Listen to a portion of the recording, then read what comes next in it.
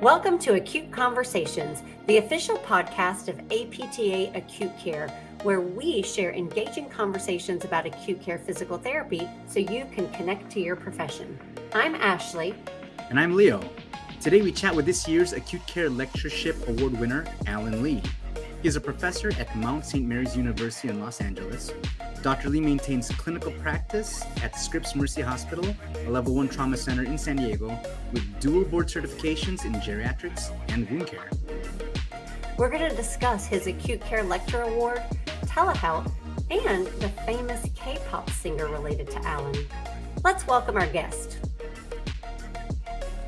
All right, Alan, thanks again for being here. Why don't we start off with you telling us or talking about the award that you won at CSM in San Diego this year, San Diego 2023.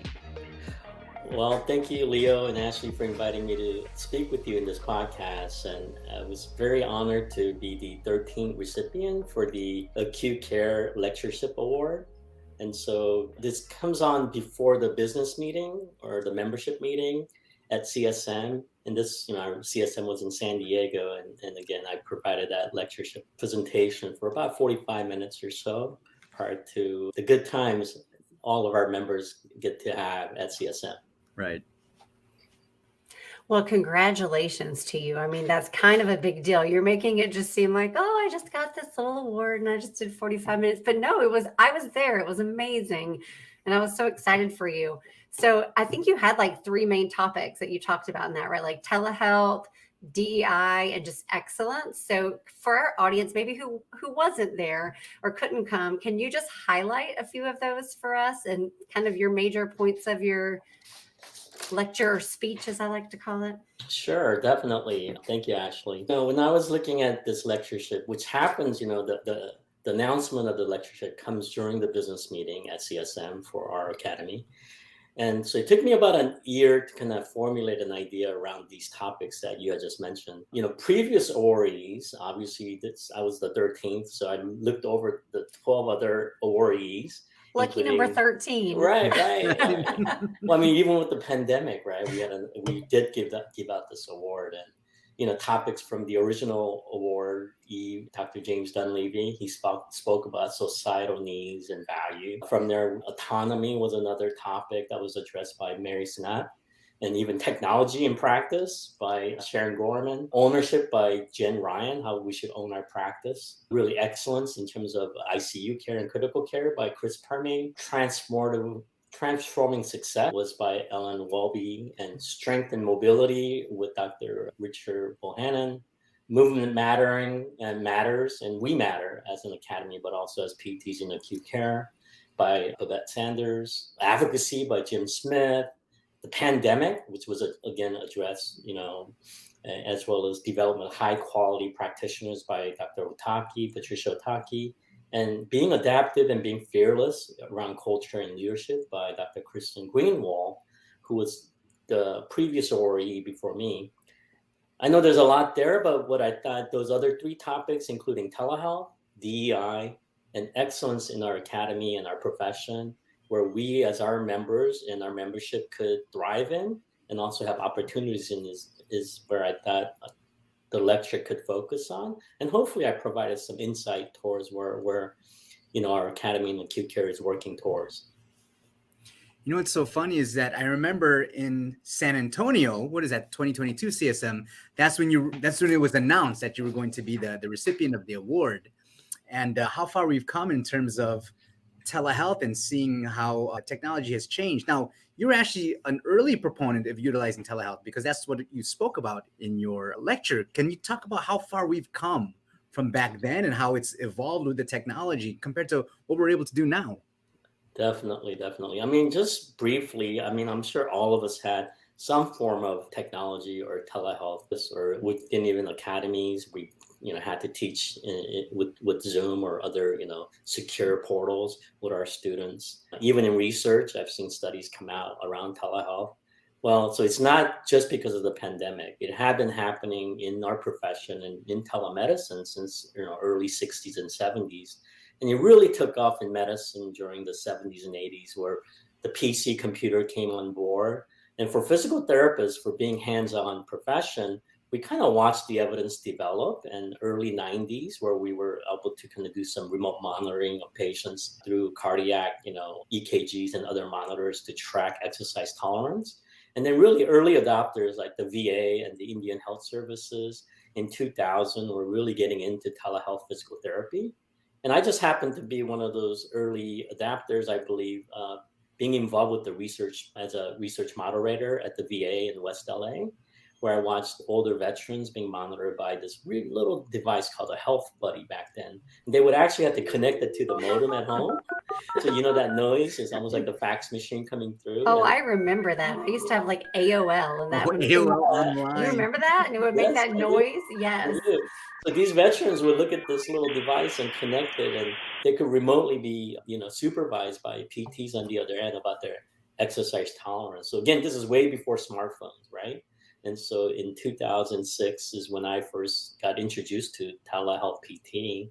And from there, I thought, we should have a seat at the table with medicine and nursing and slowly help APTA develop some what I call toolkits around telehealth, educational, certificate programs recently with the pandemic, and even currently being really involved with some clinical practice guideline development around telehealth rehab with international PTs and physios is something that I have been involved with. But again, this is not overnight an opportunity, but it's been developing over like decades.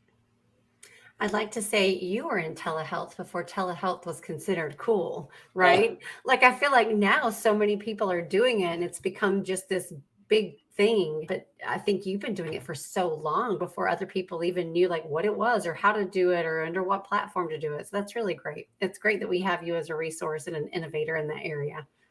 Now, Alan, I also remember, wasn't there a debate? Wasn't there an Oxford debate where you had to discuss Yes. telehealth? That was the Yeah. first time I met because- you. I remember that. Mm-hmm. Yeah. So, for some of the listeners and the viewers, the ELC conference for the educators, where there actually is an Oxford debate, similar to what APTA used to do when they had the next conference during the summer session. And so there was a pro and a con team in telehealth. And obviously I happened to be in the pro team with a couple of our colleagues, and then the con team, there was obviously with Nancy Kirsch and others really debating prior to the pandemic about telehealth evidence, telehealth practice, telehealth research. And I think at the end of the day, we were all on the same page. I could say I lost to Nancy and the team. Being pro telehealth, we wanted more opportunities for PT educators, researchers, and practitioners to get engaged in. And then all of a sudden the pandemic happened, and it was like we were building the plane as it was being flown. So there we are. Yeah, people were forced into it. I remember that because Alan comes into Duke and teaches some of our INTEG course. And when I first started my job at Duke in academia, they were like, okay, you're going to course direct the INTEG course. And I was like, I'm going to what? Because I don't know anything about that. And they're like, no, don't worry. We have someone that come and does all the teaching. And so at ELC was the first time I was like, hi, Alan, I'm Ashley. You're going to be teaching my course, essentially. Thank you. But Ashley, Alan, you were definitely not just, I would say somebody on the sidelines. You definitely got me engaged, involved with the course and the students. So thank you for that. But you're too nice. Alan is amazing. The students love him. And he's a Duke alum, say and he's Duke? probably not going to share this, but he won our Duke Distinguished Alumni Award a few years back, I seem to remember as well. yeah, it wasn't back to back, just like some of the Duke, we're in March Madness this weekend. So, some of the listeners, whenever you get this podcast, we're all excited about that and some new teams being in there. But, I've had some really great experiences beyond and with at Duke. And just what I can tell you is this idea about back to telehealth, it formulated with me, and I'm sure many of the listeners, just with the curiosity, right? Just that knowing that PT as a profession, as I was taught in my, foundational PT courses at Duke and others, that we need to be out there advocating and being involved and ultimately helping our patients and our society. And that was the reason and the motivation why, I guess I was an early adopter, but it was never done alone. It stands on many shoulders. And even during the pandemic, some of others in acute care, like Brian Hall and others who actually were doing telehealth, in acute care setting, doing teleconferencing and consulting in the ICUs. So there's an opportunity there for us that I think we can tap into, and we can talk about excellence down the road. But to me, I mean, you might just, as you're listening, you might silo telehealth in maybe outpatient PT practice or other settings. But even as an acute care PT, you have a role, and you just have to kind of understand that. You know, my first experience with telehealth, not PT related, but it's going to lead me to a PT question. My mom was in the hospital and she had had a stroke, and she lives in a small town, and they did not even have a single neurologist on staff there. So they ended up teleconferencing in a neurologist to do kind of a neurological examination on her. And I remember thinking, oh my gosh, this is crazy, but it worked so well. And it's amazing all the things you can do remotely, you know, just from asking a patient to do this or do that or demonstrate. But it makes me think like the opportunity exists. Let's say there's a patient who needs physical therapy in a hospital, a remote rural location, and maybe they don't have some of those niche specialties, right? Like a vestibular person, or, you know, just somebody who requires a bit more specialized care than a generalist PT can provide. I can imagine that almost being a possibility, right? Like, what do you think about that, Alan? Or am I just far out there with it?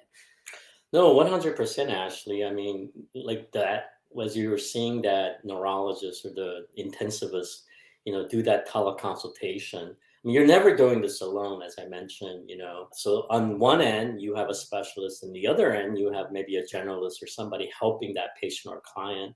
So you can, with some amount of, hopefully safety, right, and security, that you can do these teleconsultations between a specialist and a generalist. And so if you think about practices in acute care, like wound management, vestibular, pelvic health, these are areas where you really know that that specialist could really assist not only the patient and client, but really provide that right care at the right time for that right type of patient. We just have to kind of start thinking about how we, I think it's going to lead into some excellence questions about acute care specialization, as you heard in the past podcast, that we need to also kind of think about using technology and specialize around that as well. Yeah, it really opened my eyes up, I will say, with that one experience with my mom. Are you a DPT or PTA student that has had an interesting or challenging clinical experience within acute care? Or did an acute care internship change your future professional goals? We'd love to talk about your experiences in a future episode.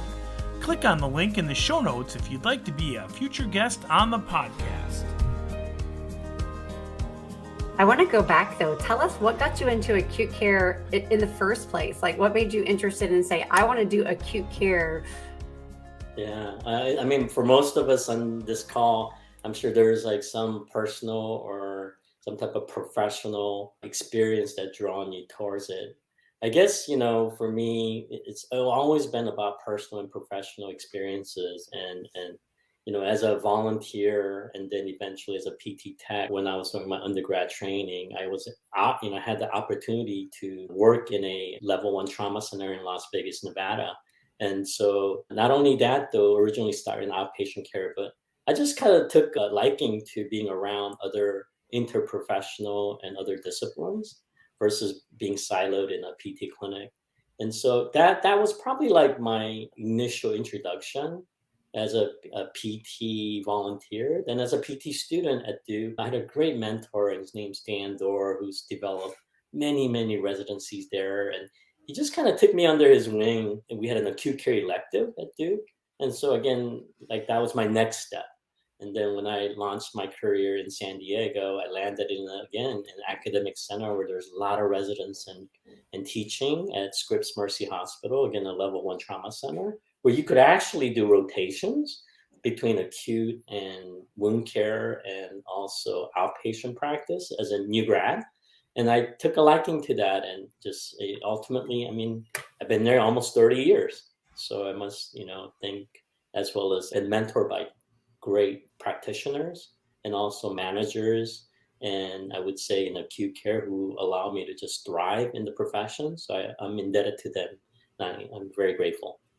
I heard a rumor. I heard that you went into acute care because you were so motivated by Dr. Sujoy Bose. Was that he was your roommate?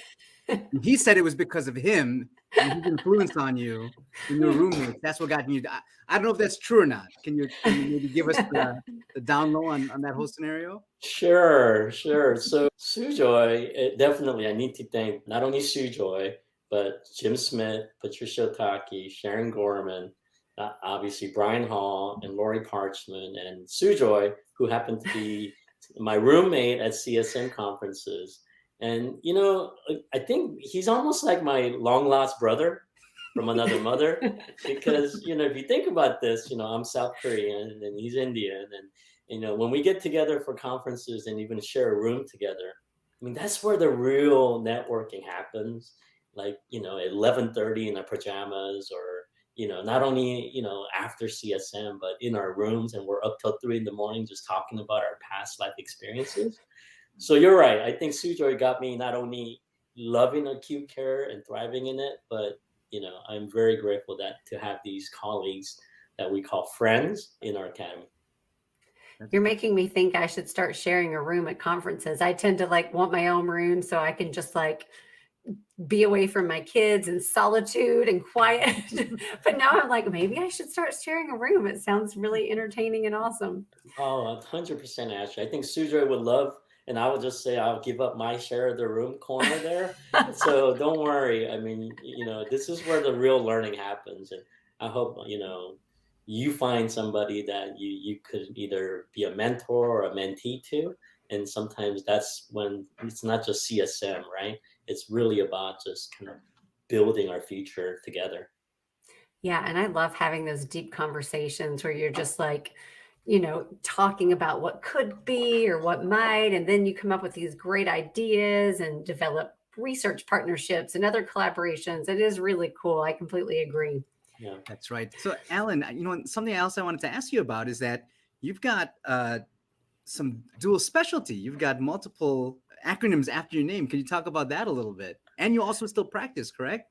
I do. That's I've been amazing. very fortunate at Scripps where like I mentioned earlier, management and our leaders do value your lifelong career. And I think that leads into the talk around excellence. And really, it's not just done alone, but I think, as I'm sure you guys interact with other, new grads or students or even, residents, that, you have to continuously grow.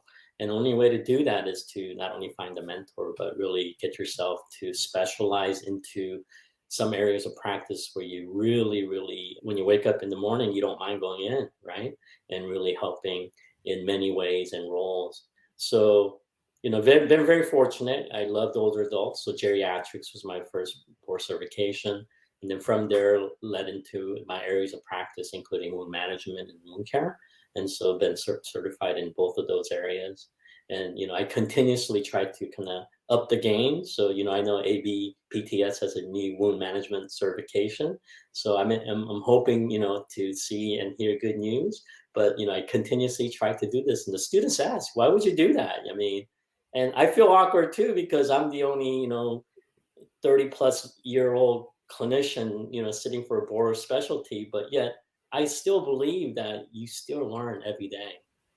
And that includes making sure that you are providing competent care. And the one way to measure that is that you continuously test yourself.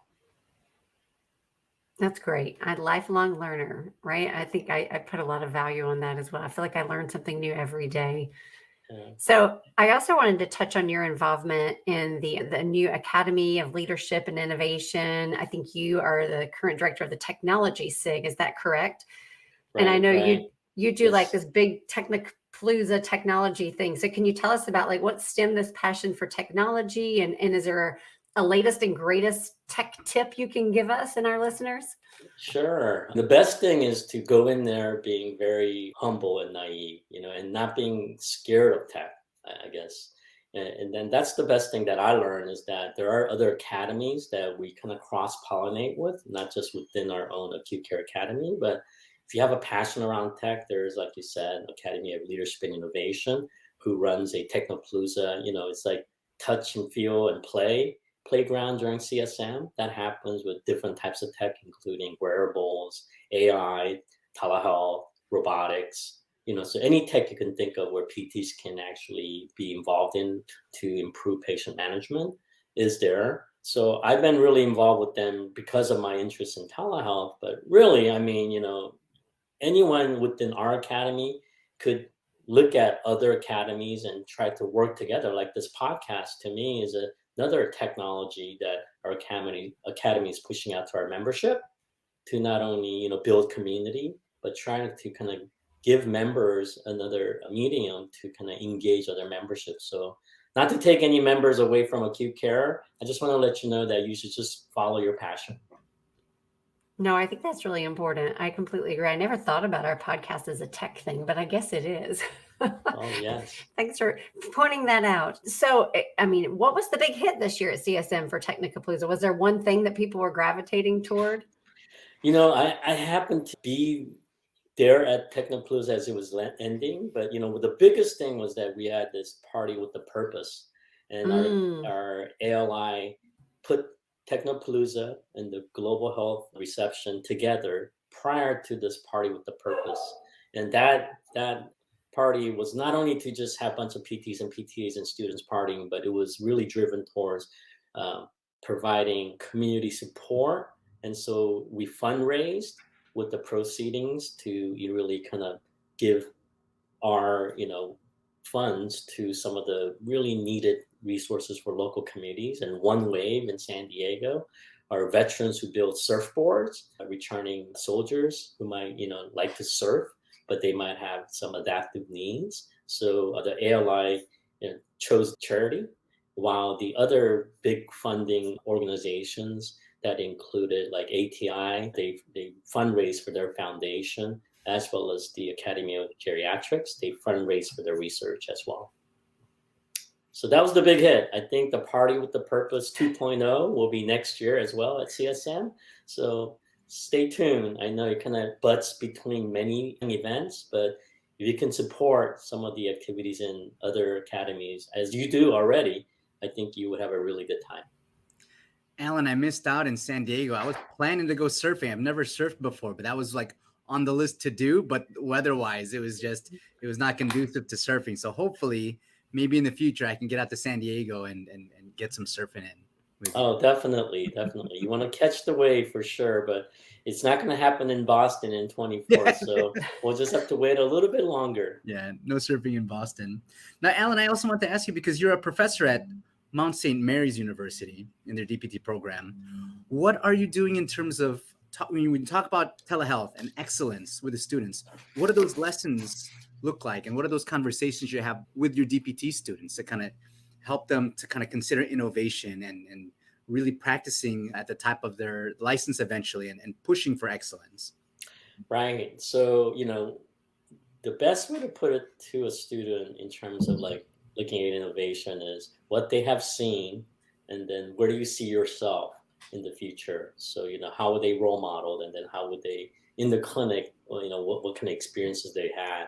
So you don't want to throw these things out there, and they have really great foundation in evidence and looking through the evidence. So making sure that they understand the research, and then from there, building on their past experiences and their interests is important. So even with wound care class, we take wound photos, but we talk about, security is very important, right? HIPAA compliance for your patients and data security and privacy. So we talk around that as well. And they get some simulations where they get to interview potential patient interviews, where they could watch their own interview through the screen to provide them with some of that simulated experience, what they would do with telehealth. And then case studies where they actually, are given case studies in ortho or neuro or even in wound care, where they have to think about, well, if you can't touch the patient, how would you interact with this person? And I think most of us during the past 3 years in Academy have had potential opportunities or had to do it this way, even with clinical education, that I think we're just open to the idea, but now we have to think about standardizing it and making sure they're getting the best experience and peppering it in many different coursework. And that includes DEI. I mean, what's important about DEI is, like, again, being aware of it, understanding what DEI is for your institution or within your organization, really, thinking about, like, are you compliant within your organization about their mission and values? Are you sustaining it, or are you being very tactical and then eventually like moving the needle further, regardless of where your baseline is? It's a great point you bring up about telehealth in the curriculum, because I feel like when a student can't put their hands on a patient, it really tests their communication, right? Like in their ability to give directions.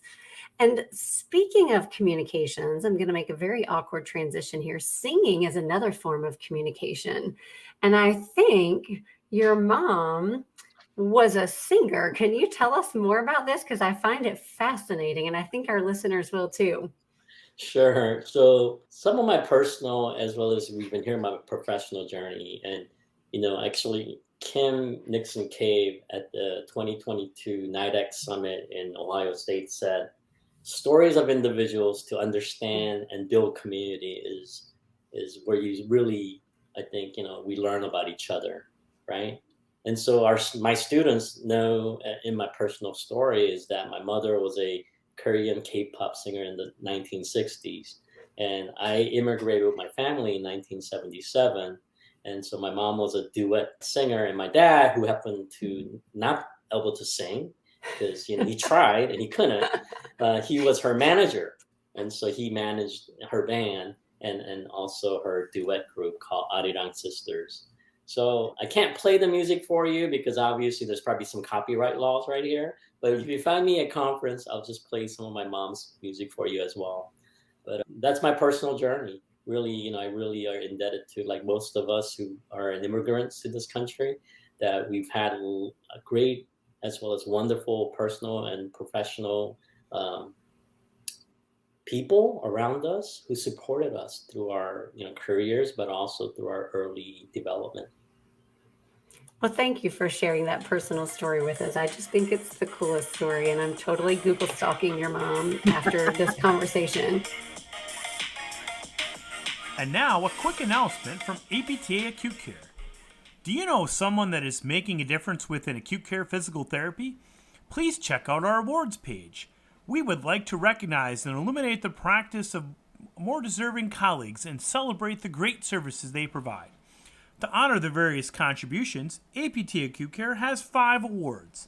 The Mary Sinnott Award for Clinical Excellence in Acute Care, the James Dunleavy Distinguished Service Award, the Judy Euler Fellowship Award, the Lecture Award, and the Catherine Harris Educator Award.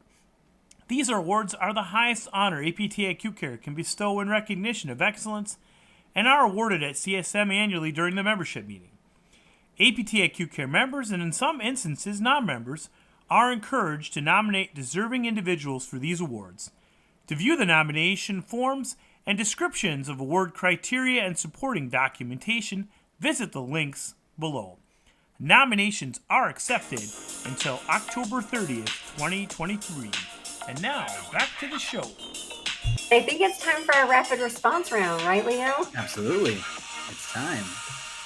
All right. Do you want to explain while I get the timer ready? Yes, Alan. So this is time for rapid responses. Essentially, we're going to hit you with some quick questions, and we're looking for you to come up with quick responses. So don't dwell on them too much. It's the first thing that pops to your head. Just go ahead and give us the answer. You ready, Alan? All right, let's do it. All right, Leo, you want to take the first question? Sure, absolutely. All right. Let's Go. get started. Alan, are you more of an Apple person or Android? Oh, Apple. Apple. Are you a morning person or a night owl? I'm a morning person. What's better, summer or winter? I'm in San Diego, summer. New York style pizza or Chicago style pizza? Oh, that's a tough one. I love both, but I must say Chicago is one place that I love to Okay. enjoy. Dish. And the baseball team. That's one field I have not been to. So Which one? For the Sox or the Wrigley? Cubs? the Wrigley. Yeah. Wrigley's, yeah. Okay, very cool. If you had a lightsaber, here's a tech question. What color would your lightsaber be? Dark blue. Dark blue. Awesome. Let's see how similar to Leo you are. Dad jokes, yes or no? Yes or no? Yeah. Do you Yeah. tell dad jokes or do you not tell dad jokes? Nah, I mess them up, so I'm not a big. I guess I'm a maybe. I try. That's fair. For example, like one joke will be something like, "Hey, you run marathons?" I'm like, "Yeah, I do on Netflix." That's about it. That's good. I like it. If you could be an animal, what type of animal would you be? I'd be like a koala bear. Very cool. If you could win one award other than the acute care one, what would it be? Nobel Prize, Oscar, or a gold medal? Oh, I kind of missed that, but something about gold medal, you said? Nobel Peace Prize, an Uh-huh. Oscar award, or an Olympic gold medal? I gotta go with the Oscar, for my mom. And then our last question that we always ask everybody, you work in acute care when, fill in the blank. When your gloves rip because you're trying to help a patient move a little further up in bed, or you're just getting in there. Oh, and you may have a second pair of gloves on underneath that top one, right? Like that rips. You sure hope so. You're going to go wash your hands more than 15 seconds. That's right. That's right. Now, speaking about working in acute care, I wanted to ask you, because you shared with us one of your fondest memories working in acute care, where somebody was on the phone and you were talking about hanging out in your PJs with Sue Joy and having these late night conversations. Can you share that story with us about one of your most favorite experiences working in acute care?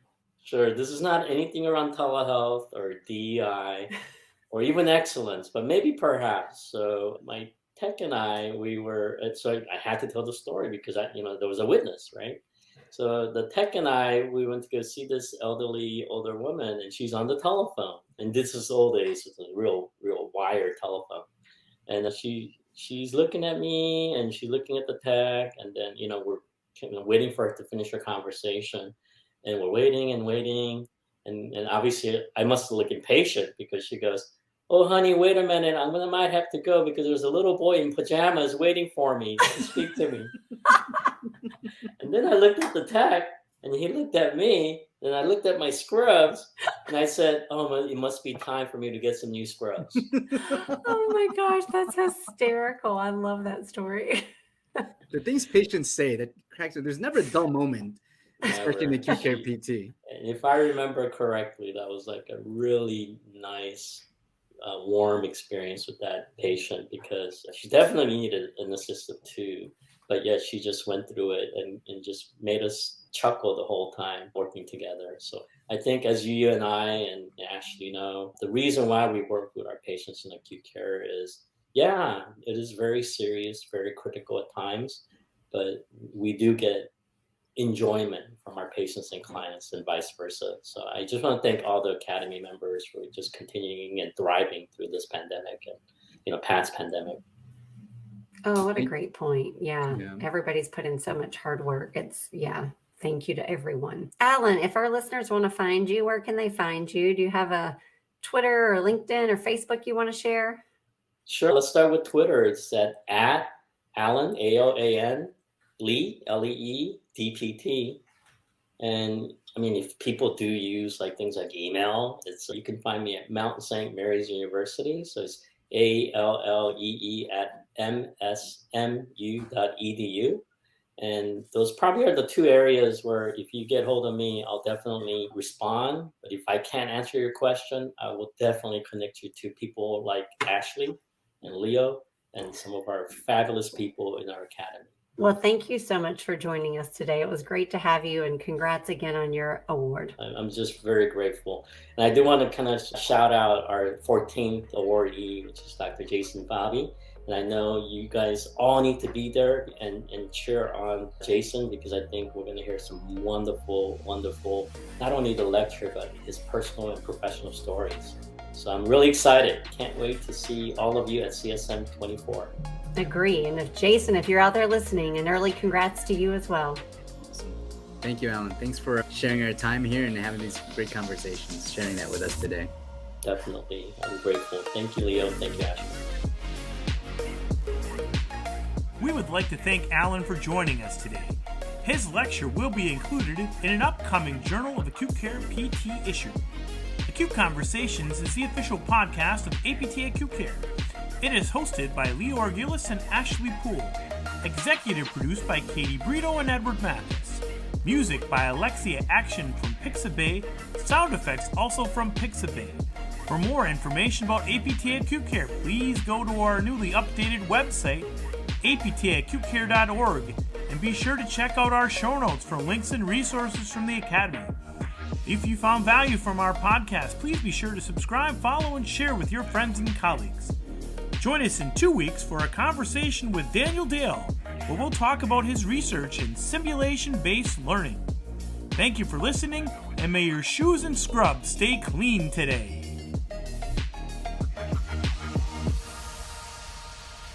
To have deep, acute conversations. Oh, Kim, look at that little play on words. I like it.